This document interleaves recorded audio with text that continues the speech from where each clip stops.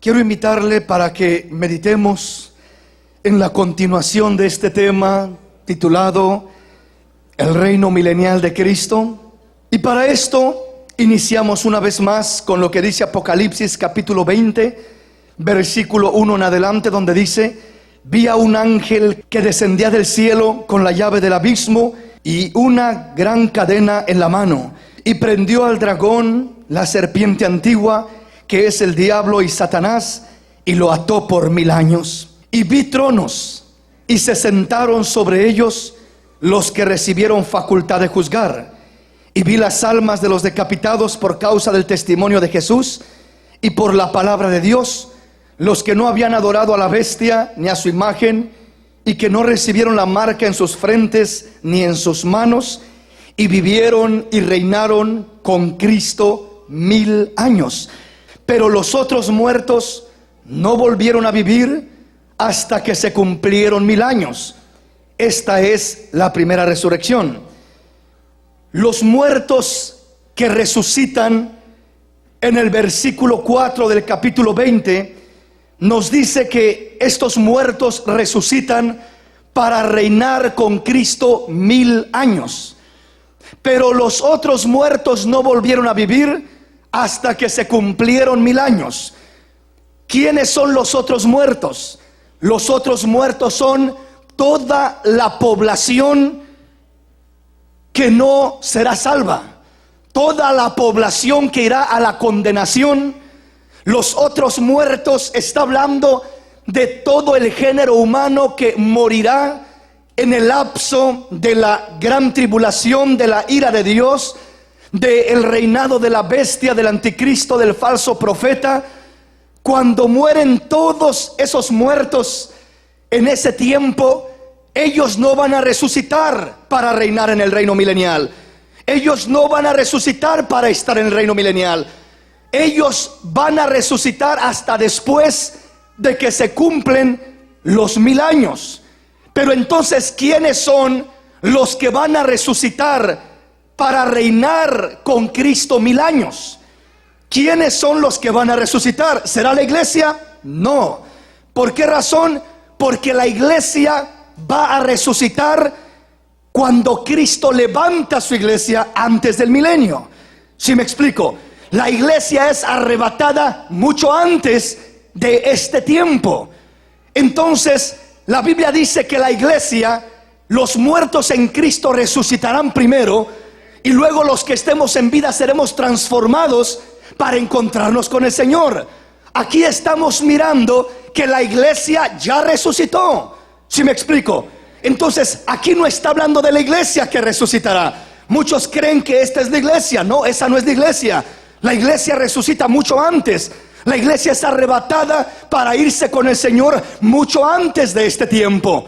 Entonces, si no es la iglesia la que va a ser resucitada en este versículo 4 del capítulo 20 de Apocalipsis, entonces, ¿quién es? Bueno, pues ahí mismo nos dice: son los decapitados por causa del testimonio de Jesús y por la palabra de Dios.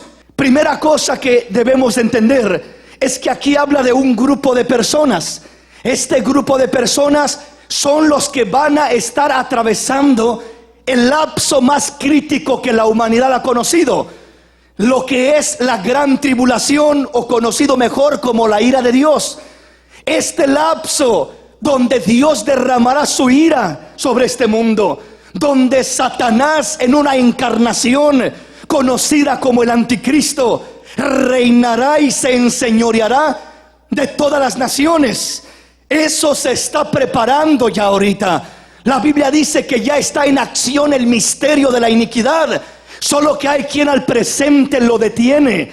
¿Quién detiene ese misterio de iniquidad que se manifieste? Cristo es el misterio de Dios. Indiscutiblemente grande es el misterio de la piedad, que Dios fue manifestado en carne. El misterio de la piedad es Cristo, pero el misterio de la iniquidad es Satanás, es el anticristo, es decir, el mismo diablo, el mismo Satanás se encarnará literalmente en un personaje, imitando lo que Dios hizo en la persona de Jesús. Dios se manifestó en un cuerpo humano, en una naturaleza humana, para manifestar su amor. Ese es el misterio de la piedad, el misterio del amor de Dios. Pero en este caso no vamos a mirar un misterio de amor, sino ahora va a ser el misterio de la iniquidad. ¿Cuál será el misterio de la iniquidad? Que el mismo Satanás se encarnará en un personaje para gobernar, para controlar, para reinar en esta tierra por un corto espacio de tiempo. Estará señoreando, gobernando, será el líder principal de todas las naciones. La Biblia dice que en ese tiempo nadie podrá ni comprar ni vender, sino el que tiene la marca de esa bestia o el número en su frente o en su mano. Habla ya más detalladamente en lo que es los capítulos de Apocalipsis, desde el capítulo 5 hasta el capítulo 18. Nos habla bastante de todo ello, de lo que estará sucediendo, pero no es el tema de esta mañana, sino que le hablo de esto solamente para que comprendamos una cosa. ¿Quiénes son estas personas que van a morir, que van a ser resucitados? Dice que son los que no se dejaron marcar, los que prefirieron morir. Va a haber una persecución como no la ha conocido el hombre. Especialmente hablo del pueblo de Israel. En el tiempo de Hitler fueron perseguidos los judíos y masacrados por miles, de una manera terrible. En el tiempo de la iglesia primitiva, los judíos fueron entregados en los coliseos a bestias, quemados, destrozados, torturados. En el tiempo de la Inquisición que la iglesia popular lanzó contra el cristianismo, hubo una tortura, fue una serie de mártires que murieron, de hombres, de mujeres, por no doblegarse a la idolatría, por no doblegarse a lo que es antibíblico. Porque la iglesia genuina de Cristo entiende y sabe que este mundo podrá matar su cuerpo, pero no pueden tocar el alma. El alma es de Dios. Y dijo el Señor: no teman al que puede matar el cuerpo, témanle más bien al que puede destruir el cuerpo y el alma en el infierno. Ese es Dios. Amén, mis hermanos. Entonces, cuando miramos a estos mártires que resucitan en el capítulo 20, versículo 4, dice que son aquellos que no se dejaron marcar, no adoraron a la bestia, no quisieron seguir la corriente de este personaje, rehusaron todo aquello, aunque a muchos de ellos les va a costar la vida. Van a dar testimonio de su fe con su propia vida. Le decía que en el tiempo de Hitler fue algo terrible, en la Inquisición fue algo terrible, en el tiempo de la iglesia primitiva, lo que pasaron los cristianos primitivos entregándolos a los coliseos y todo lo que sucedió fue algo terrible. Pero eso no se compara ni en lo más mínimo a lo que se manifestará en este tiempo venidero, porque Hitler no se compara con esta bestia, con este anticristo. Que Hitler solamente era una marioneta manipulada por el enemigo. Si hablamos de los emperadores, los césares en el tiempo pasado, si hablamos de la iglesia popular que por manipulación mandaba cruzadas para destruir a todos los cristianos, eso no se compara cuando venga la encarnación del mismo Satanás a presentarse en esta tierra. Ese será un día terrible, un día cruel, un día que la humanidad conocerá lo que es el sufrimiento, el dolor. Pero la buena noticia para la iglesia de Cristo es que antes de que venga ese día, el Señor ha prometido levantar a su iglesia. El Señor ha prometido sacarnos de esta tierra. Para la iglesia no está preparada la ira de Dios, para la iglesia está preparada la bendición de Dios, para la iglesia está preparado el reposo de Dios, para la iglesia está preparado el refrigerio de Dios. Aleluya. Por eso dice la palabra: cuando veáis que todas estas cosas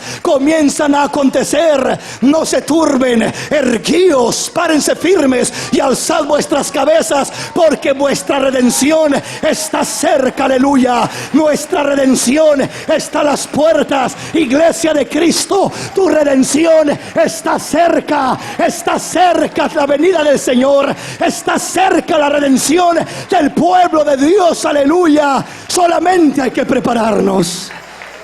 Aleluya. ¿Estamos comprendiendo? ¿Quiénes son estas almas? Primeramente no es la iglesia. ¿Por qué? Porque para este tiempo la iglesia ya fue arrebatada.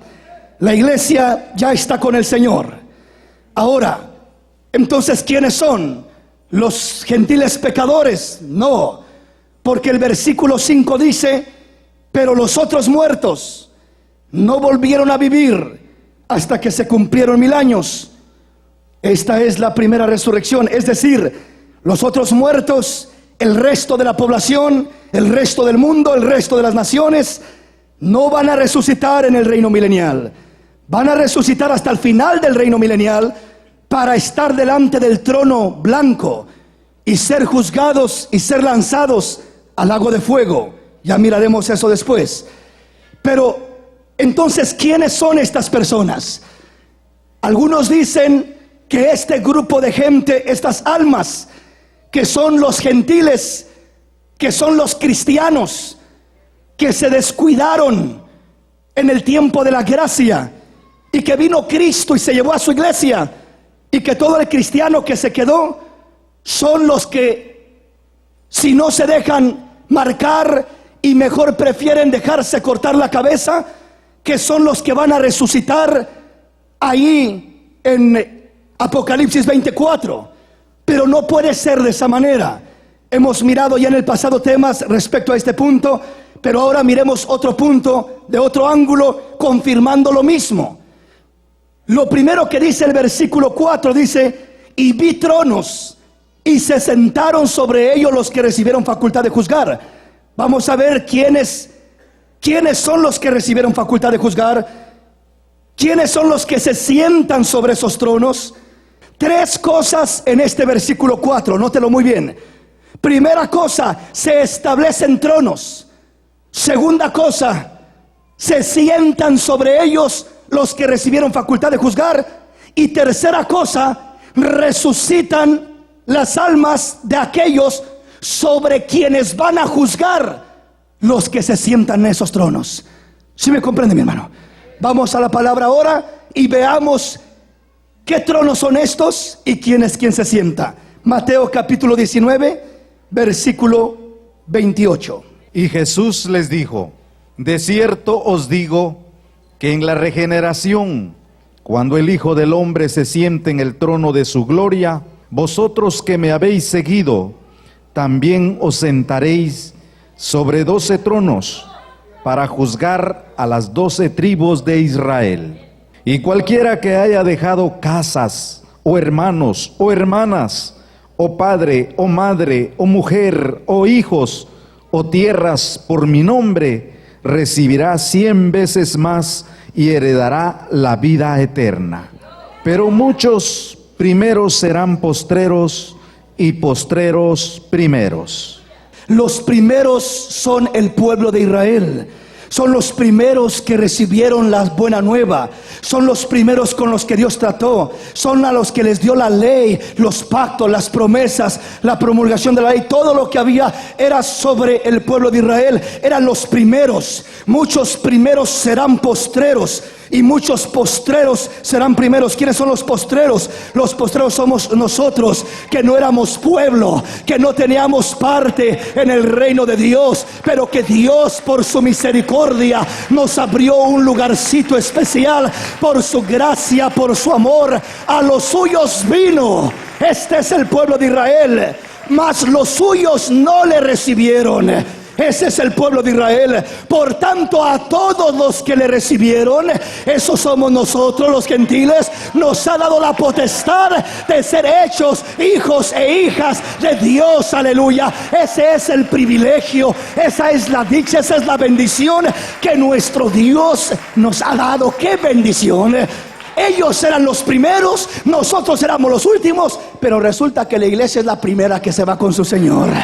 La iglesia es la primera que está gozando las promesas de Dios. La iglesia es la primera que está disfrutando los beneficios del sacrificio. Por sus llagas fuisteis sanados. Derramaré de mi espíritu sobre toda la carne. El pueblo de Israel todavía no prueba estas bendiciones, pero la iglesia ya las está gozando, ya se está deleitando, ya está regocijándose con las promesas de Dios, ya está deleitándose con lo que Dios ha hecho, con lo que Dios ha dicho, con lo que Dios ha prometido. Dale un aplauso al Rey en esta mañana. Aleluya.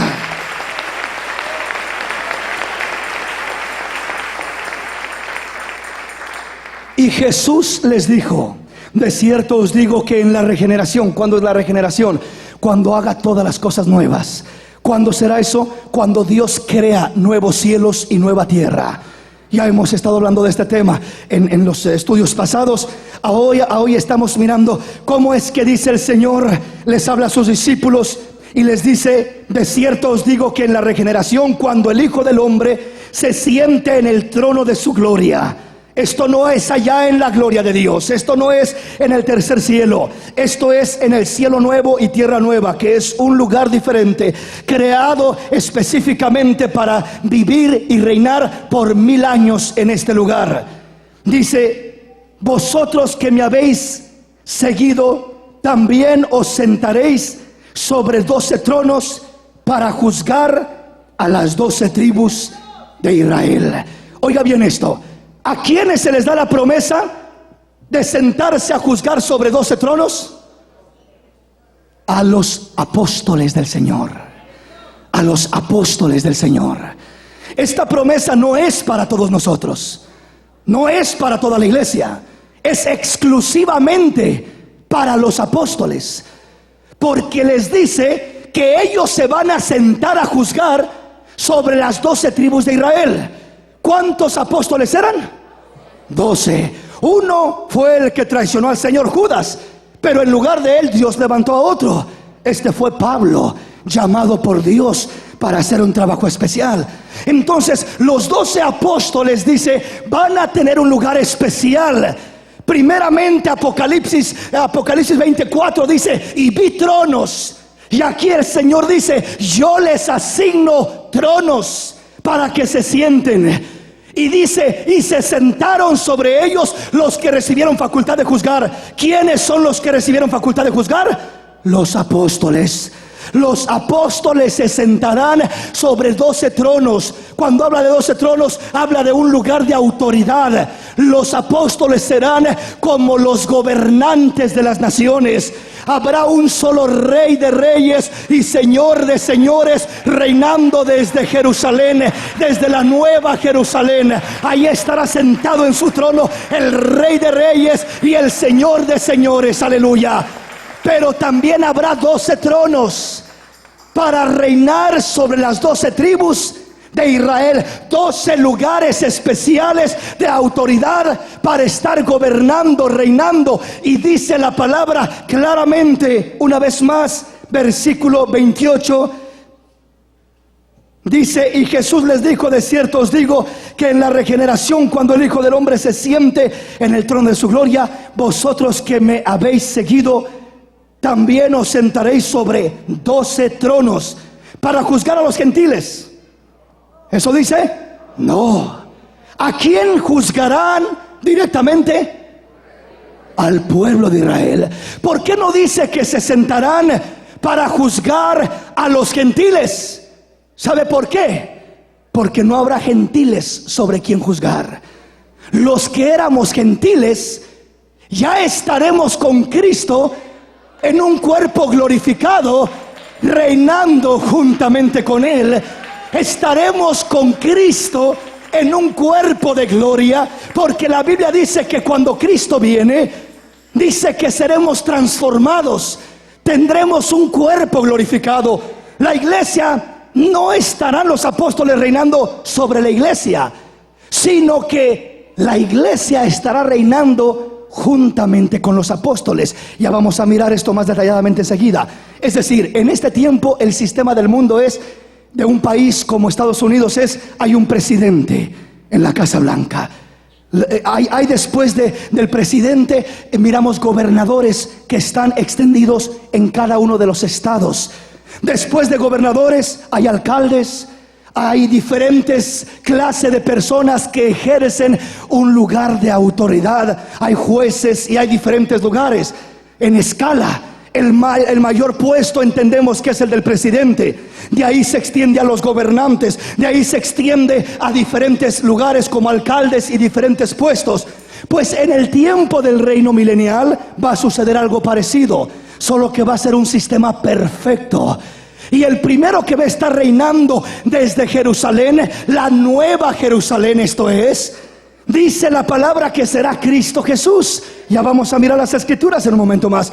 Pero después de Cristo se asignan 12 tronos para los apóstoles, para que reinen sobre las 12 tribus de Israel. Cuando en Apocalipsis 24 dice: y vi tronos y se sentaron sobre ellos los que recibieron facultad de juzgar. Los tronos son los que el Señor promete aquí a los discípulos, a los apóstoles. Y los que se sientan, los que reciben facultad de juzgar, son los apóstoles, porque para ellos es la promesa.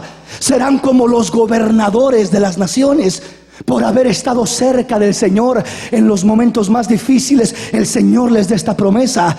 Pero entonces, después de los apóstoles, la iglesia, como también estaremos en cuerpo glorificado, también estaremos reinando sobre las naciones. Ya estaremos mirando las diferentes posiciones de la misma iglesia, los diferentes grados, dependiendo el trabajo que usted haga en esta tierra, dependiendo cómo le sirvió al Señor, dependiendo cómo se esforzó para el Señor.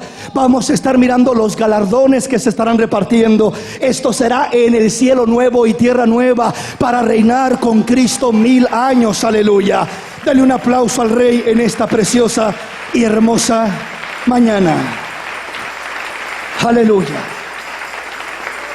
Dijimos que Apocalipsis 24 habla de 3 cosas. Primero, se establecen tronos. Esos tronos son de los que habla aquí el Señor como promesa. Segundo, se sientan sobre ellos los que recibieron facultad de juzgar. ¿Quiénes son ellos? Los apóstoles.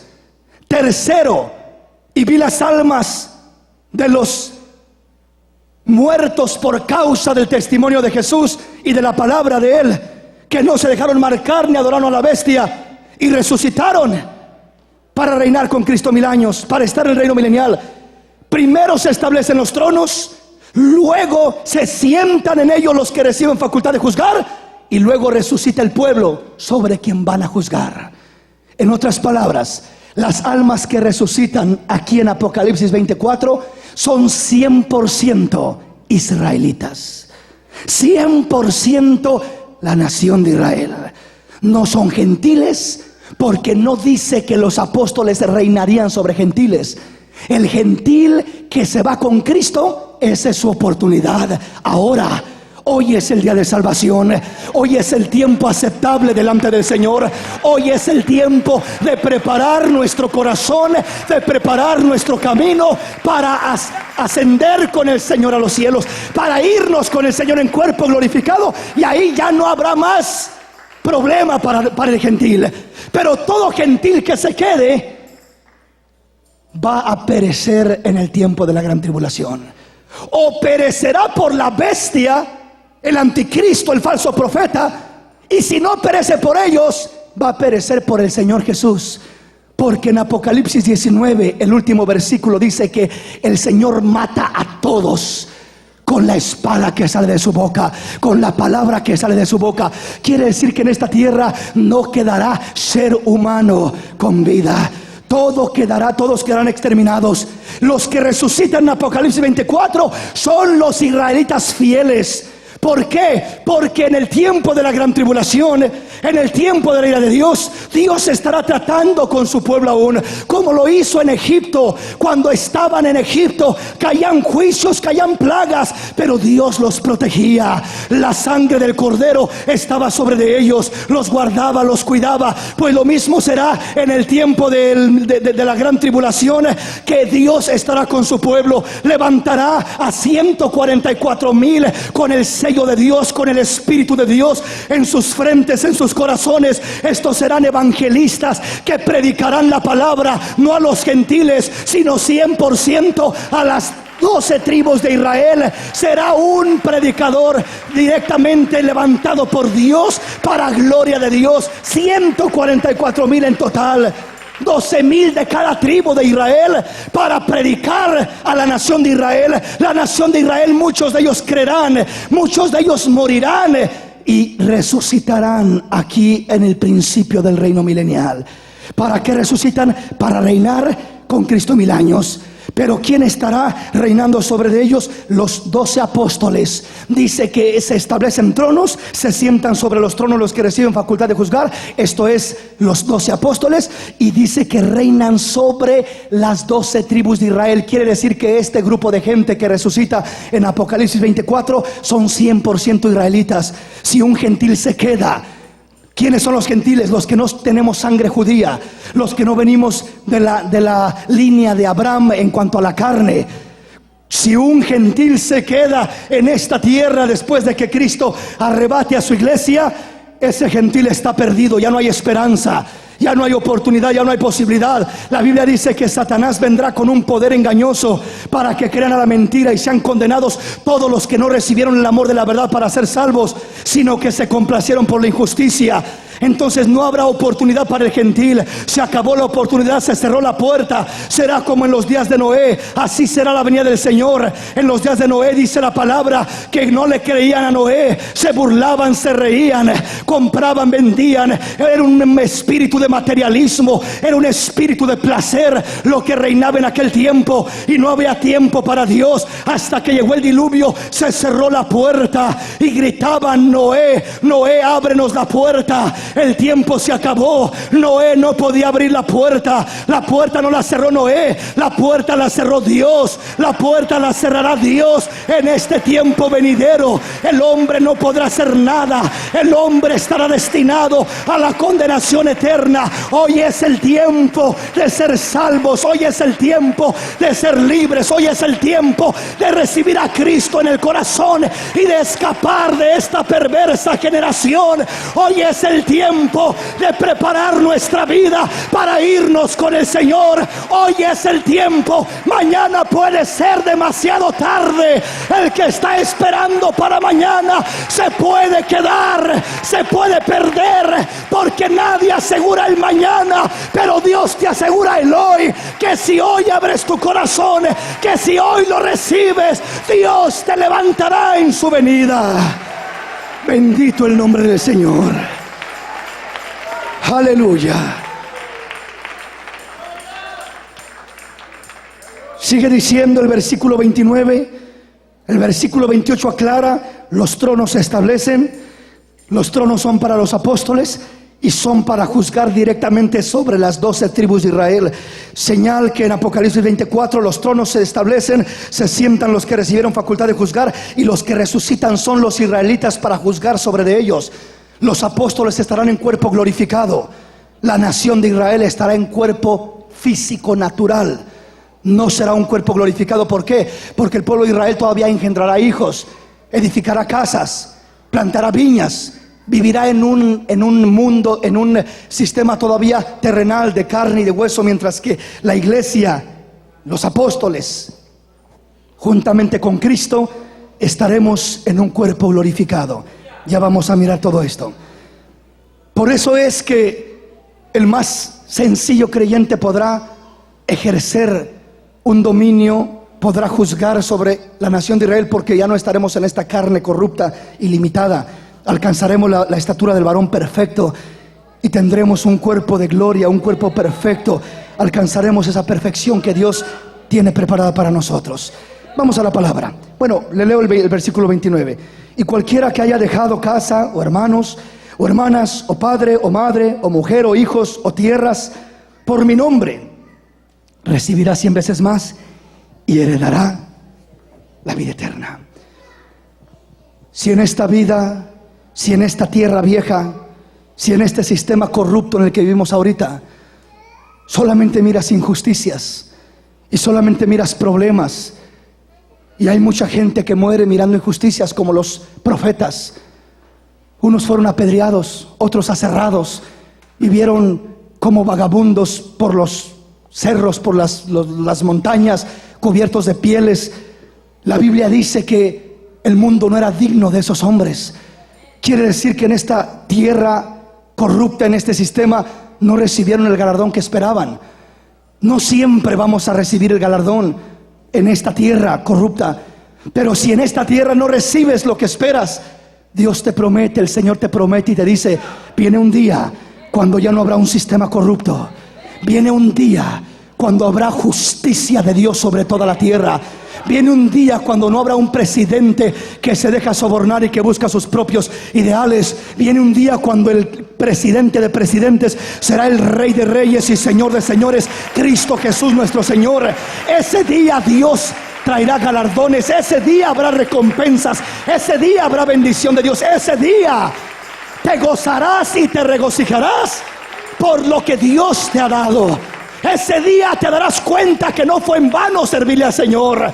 Ese día te regocijarás por el sufrimiento que tuviste mientras estabas en esta tierra. Ese día te darás cuenta que los que se burlaban de ti y te decían: religioso fanático, estás perdiendo tu tiempo, ¿para qué sigues a Cristo? Te darás cuenta que no fue en vano el decirle a Cristo sí y decirle al mundo no. Te darás cuenta que valió la pena. Te darás cuenta que no fue en vano. Viene un día, mi hermano, cuando te darás cuenta que Dios sabe recompensar, que Dios sabe pagar, que Dios sabe bendecir a aquellos que le sirven, y que Dios no se queda con nada, y que Dios no se queda con nada. Vamos a la palabra.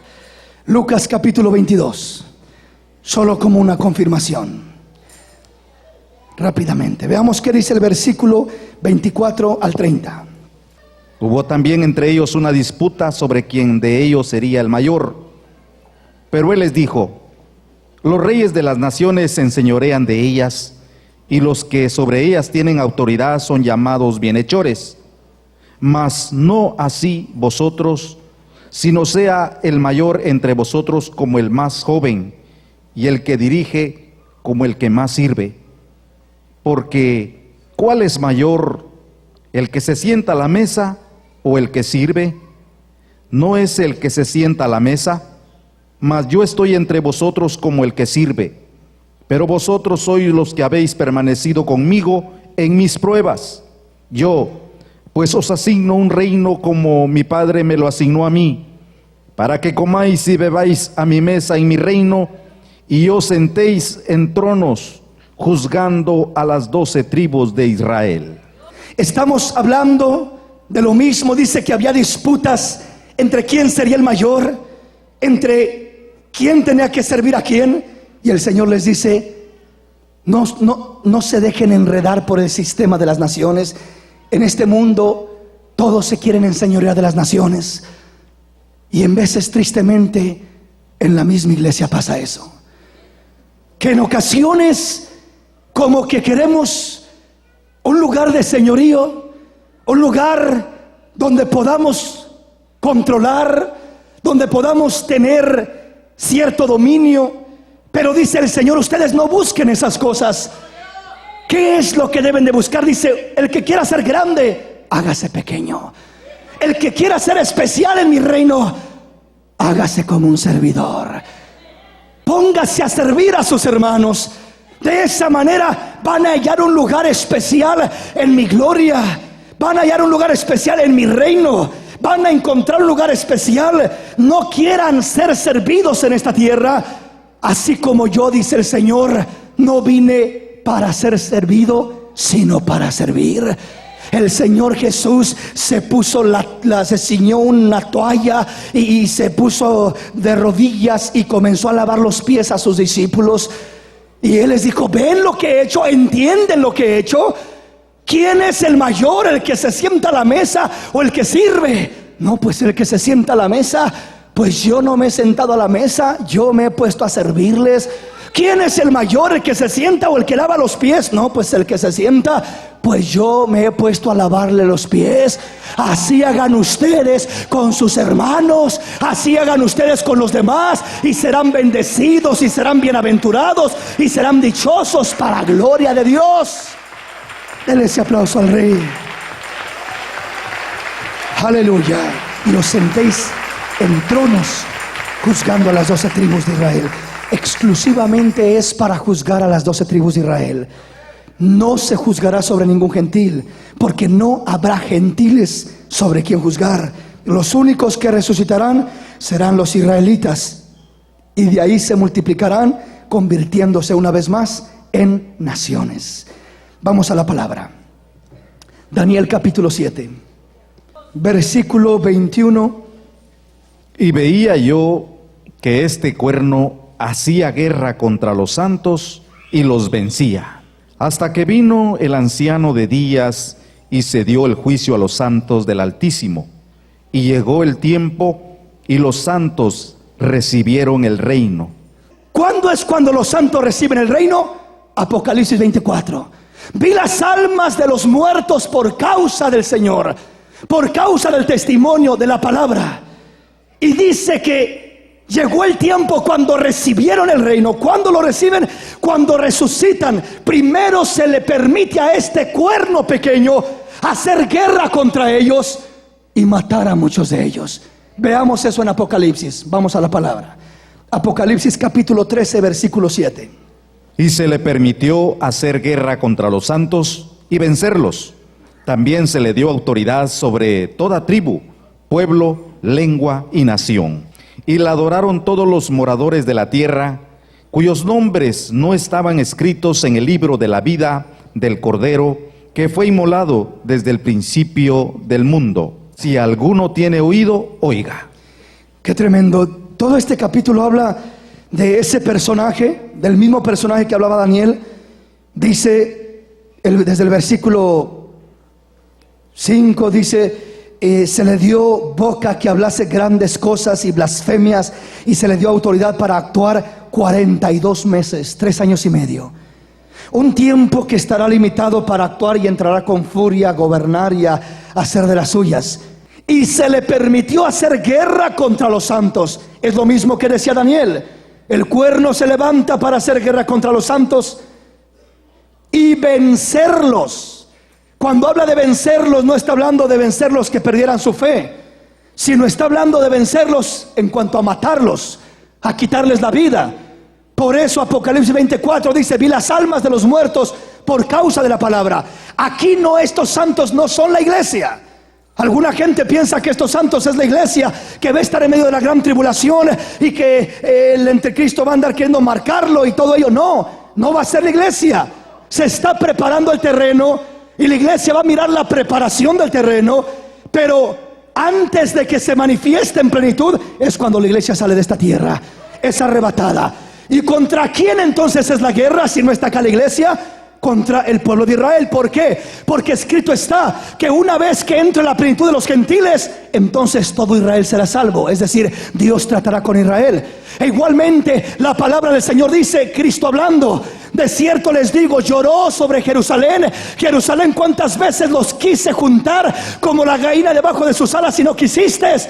Por tanto os digo que vuestra casa os es dejada desierta, hasta que no alcen los ojos y me vean venir y digan: bendito el que viene en el nombre del Señor. Entonces me reconocerán, entonces creerán, entonces me recibirán, entonces habrá un trato especial sobre la casa de Israel. ¿Cuándo es eso? Cuando Cristo viene a levantar a su iglesia. Levanta a su iglesia y comienza el trato con el pueblo de Israel enseguida. ¿Sí me explico? La bestia no pudiendo tocar a la iglesia porque ya se fue. ¿Contra quién se levantará? Contra los gentiles no. A los gentiles los convencerá para que la adoren, para que la sigan. Entonces, ¿quiénes son los únicos que no adorarán a la bestia? El pueblo de Israel. Son estos santos que habla el versículo 7: y se le permitió hacer guerra contra los santos y vencerlos. También se le dio autoridad sobre toda tribu y pueblo y lengua y nación. Tendrá poder y dominio entero sobre el mundo entero. Y la adoraron todos los moradores de la tierra, todos cuyos nombres no están escritos en el libro de la vida del Cordero que fue inmolado desde el principio del mundo. Aquí miramos esa gente, ese pueblo que se le permite a la bestia hacer guerra contra ellos y vencerlos. Significa matarlos. No los venció en cuanto a su fe, los venció en cuanto a quitarles la vida. Y por eso resucitan en Apocalipsis 24, 100% israelitas. Apocalipsis 11, versículo 7. Cuando haya acabado su testimonio, la bestia que sube del abismo hará guerra contra ellos y los vencerá y los matará. Y sus cadáveres estarán en la plaza de la grande ciudad que en sentido espiritual se llama Sodoma y Egipto, donde también nuestro Señor fue crucificado. Y los de los pueblos, tribus, lenguas y naciones verán sus cadáveres por 3 días y medio y no permitirán que sean sepultados. Y los moradores de la tierra se regocijarán sobre ellos y se alegrarán y se enviarán regalos unos a otros, porque estos 2 profetas habían atormentado a los moradores de la tierra. Pero después de 3 días y medio, entre ellos el espíritu de vida enviado por Dios, y se levantaron sobre sus pies, y cayó gran temor sobre los que le vieron. ¿De quién está hablando? De los 2 testigos, 2 profetas poderosos que habla la Biblia. Se levantarán en el tiempo de la gran tribulación, con un testimonio maravilloso, con autoridad de Dios y poder de Dios para hacer caer fuego del cielo, para convertir las aguas en sangre, para hacer maravillas. Estos 2 personajes, dice la palabra, que estremecen al mundo entero, aterrorizan a los moradores de la tierra, porque el mundo entero está cautivado bajo lo que es la influencia de la bestia y no resisten lo que es la autoridad de Dios en estos 2 profetas. Pero dice la palabra que llega el momento cuando a la bestia se le da la autoridad para hacer guerra contra ellos y matarlos y vencerlos. Y lo hace. Los va contra ellos y los mata. Y se mueren, están muertos por 3 días y medio. Un símbolo de Cristo Jesús, de su resurrección, ¿verdad? Y dice que estando ahí muertos, llega el momento cuando el Espíritu de Dios entra en ellos y son levantados, ascienden a los cielos. Es decir, al final de cuentas, el pueblo de Dios nunca pierde. Al final de cuentas, el pueblo de Dios siempre será bendecido y siempre saldrá ganando. Aunque aparentemente al momento parezca una derrota, al final será el triunfo más glorioso para estos mártires, para estos hombres, profetas como los 2 testigos. El pueblo de Israel, como lo dice el capítulo 13. Y ya enseguida vamos a mirar el tema de los 144,000. Pero quiero que entendamos cómo es que aquel cuerno se levanta para hacer guerra contra los santos. Daniel decía que primero se hace guerra contra los santos y después les es dado el reino. Entonces les es dado el reinar con Cristo 1000 años. Cuando habla de ese reino está hablando precisamente de esto. Van a morir muchos de ellos en este tiempo y luego después van a resucitar. Apocalipsis 24, vi las almas de los decapitados por causa del testimonio de Jesús, por su palabra, y vivieron y reinaron con Cristo 1000 años. Los apóstoles reinando sobre 12 tronos sobre de ellos. Serán las 12 tribus de Israel, nadie más, no habrá gentiles. El punto principal que quiero que entendamos es ese: no habrá gentiles. Lucas capítulo 19, 15 en adelante. Aconteció que vuelto él, después de recibir el reino, mandó llamar ante él aquellos siervos a los cuales había dado el dinero, para saber lo que había negociado cada uno. Vino el primero diciendo: Señor, tu mina ha ganado 10 minas. Él le dijo: está bien, buen siervo, por cuanto en lo poco has sido fiel, tendrás autoridad sobre 10 ciudades. Vino otro diciendo: Señor, tu mina ha producido 5 minas. Y también a este dijo: tú también sé sobre 5 ciudades. Vino otro diciendo: Señor, aquí está tu mina, la cual he tenido guardada en un pañuelo, porque tuve miedo de ti, por cuanto eres hombre severo, que tomas lo que no pusiste y ciegas lo que no sembraste. Entonces él le dijo: mal siervo, por tu propia boca te juzgo. Sabías que yo era hombre severo, que tomo lo que no puse y que ciego lo que no sembré. ¿Por qué pues no pusiste mi dinero en el banco, para que al volver yo lo hubiera recibido con los intereses? y dijo a los que estaban presentes: quitadle la mina y dadla al que tiene las 10 minas. Ellos dijeron: Señor, tiene 10 minas.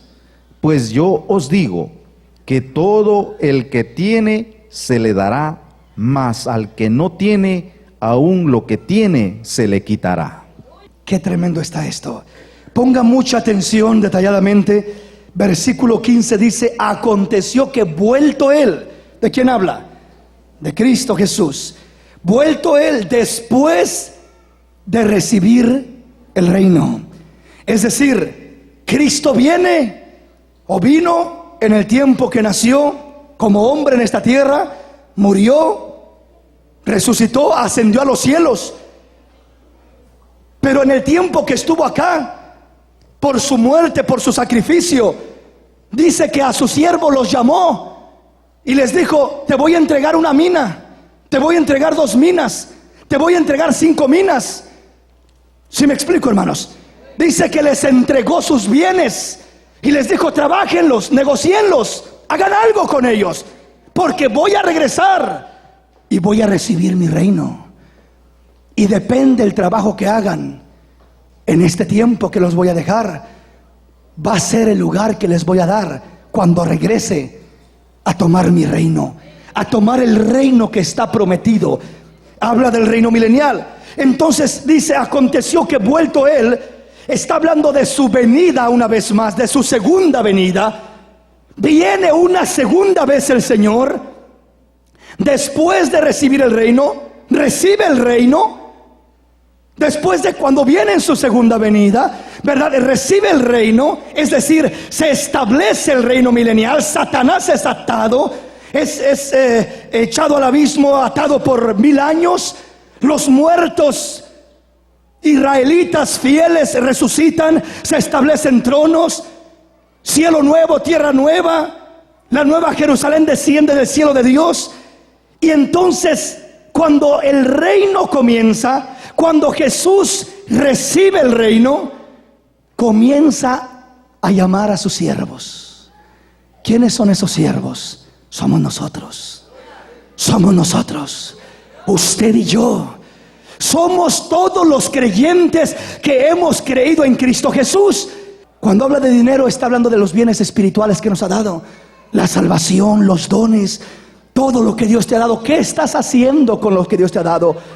¿Lo estás enterrando en un pañuelo abajo de la tierra? ¿Lo estás enterrando? ¿Por qué dice que lo enterró en la tierra? Enterrarlo en la tierra es un símbolo de enredarse uno en lo terrenal y de no hacer nada para Cristo por querer hacer mucho para esta tierra. Cuando uno se centra en hacer 1000 cosas para esta tierra, estás enterrando lo que Dios te ha dado. Porque no tengo tiempo para servir a Dios. No tengo tiempo para darle a Dios. Mi tiempo no es para Dios. Mi tiempo ya está limitado. Yo estoy muy ocupado en mis negocios terrenales y no tengo tiempo para Dios. ¿Qué estamos haciendo? Enterrando en la tierra el talento que Dios nos dio. Y Él viene una vez más y viene a pedir cuentas de lo que te dio. Al que mucho se le dio, mucho se le demandará. Él viene a demandar cuentas, viene a arreglar cuentas. Él invirtió en ti, mi hermano. Él invirtió en mí. Él invirtió en nosotros. ¿Por qué invirtió? Porque esperaba recibir intereses. ¿Qué dijo el Señor? Me gano a esta almita para que Él se gane por lo menos 2, 3 almas. Esos son los intereses. Para que Él alcance a otros, bendiga a otros. ¡Qué lindo! Es el deseo de Dios. Pero ¿qué cuando enterramos la bendición que Dios nos dio y no tenemos tiempo para Dios? ¿Qué le responderemos a Dios? Ahí está lo que me diste, Señor. Ahí está la fe que me diste. No hice nada. Estaba muy ocupado. Tuve miedo. Señor, no sabía hablar. Dice el Señor: mal siervo y negligente, por no haber trabajado mis bienes. ¿Por qué hiciste eso? ¿Por qué lo enterraste? Hermano, lo que hay en esta tierra se queda. Lo que hay en esta tierra perecerá. Somos peregrinos, somos extranjeros, vamos de pasadita. Hagamos algo en el reino de Dios, hagamos algo para Dios. Hoy que podemos hacer algo para el Rey, hagámoslo, mi hermano. Cristo está a las puertas, no perdamos el tiempo. Hagamos algo para el Señor. Hagamos algo para el Señor. Dios está hablando y dice que Él, el versículo 15, aconteció que vuelto Él viene una segunda vez.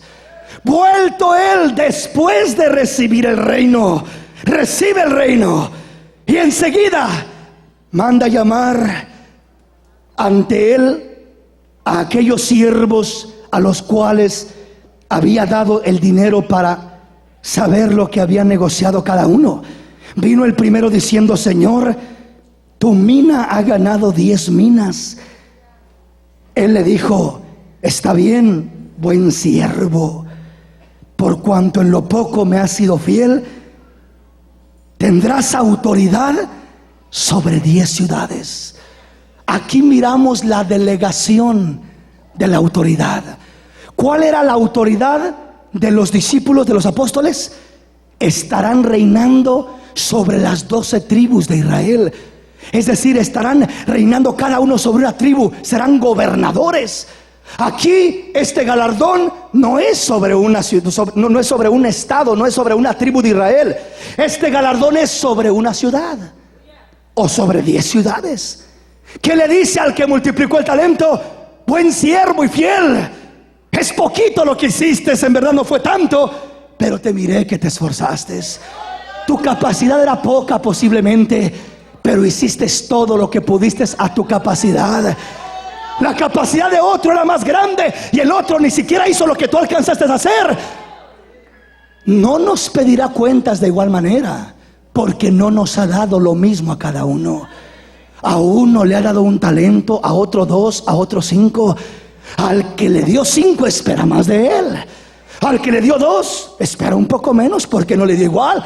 Al que le espera 1 pues espera menos. No importa si te dio 1, 2, 3, 5, 7. No importa lo que te dio. Lo importante es que lo poco que tienes, si es que es poco, que lo trabajes, que hagas todo lo que puedas. Si es poco, no te preocupes, Él te dirá: buen siervo y fiel, en lo poco me has sido fiel, en lo mucho te pondré. Entra al gozo de tu Señor, entra en el reposo de tu Rey. Vas a reinar sobre 10 ciudades, vas a reinar sobre 20 ciudades, vas a reinar sobre tanto territorio. La iglesia se le encomendará, se le dará autoridad para reinar sobre las naciones. ¿Cuáles naciones, hermano? Si la única nación que brotará y que estará reinando en el milenio es la nación de Israel. Sí, pero imagínese, la nación de Israel, aquella cantidad de hombres y de mujeres, dice que vivirán hasta 1000 años.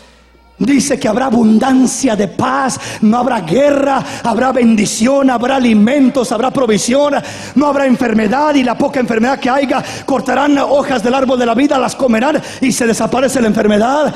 Habrá el árbol de la vida, estará en aquel lugar, dice que alrededor de aquel lugar, y dice que el árbol dará 12 frutos, un mes cada fruto, diferentes frutos. Será una bendición tan hermosa aquello. Ahora imagínese, sin haber prácticamente diablo que engañe y diablo que esté ahí perturbando al hombre y a la mujer. No habrá guerras, habrá paz, habrá justicia plena sobre toda la tierra, habrá armonía. Los hombres vivirán 1000 años, se multiplicarán, hermano, como la arena, más rápido de lo que uno se imagina. Rápido se multiplicarán, convirtiéndose una vez más en naciones. Entonces de una nación volverán a ser naciones, como en el tiempo del diluvio. Fue Noé y su familia, y de 8 personas rápido se pobló la tierra.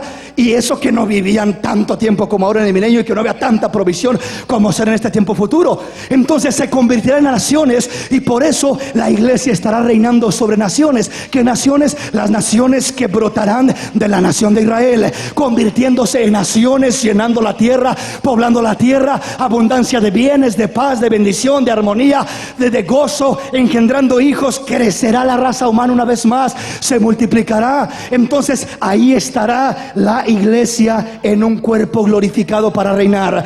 Aquí miramos ya, esto es parte de lo que es el repartimiento de galardones.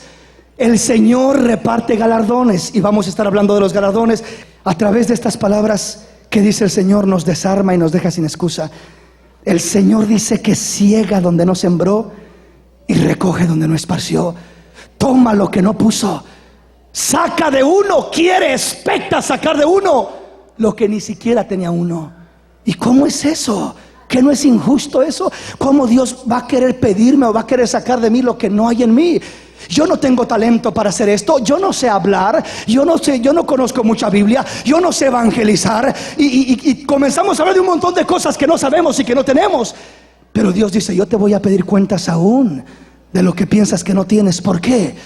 Porque yo soy un Señor y un Dios que saco lo que no puse, que recojo lo que no esparcí, que cosecho lo que no sembré. ¿Cómo es esto, Señor?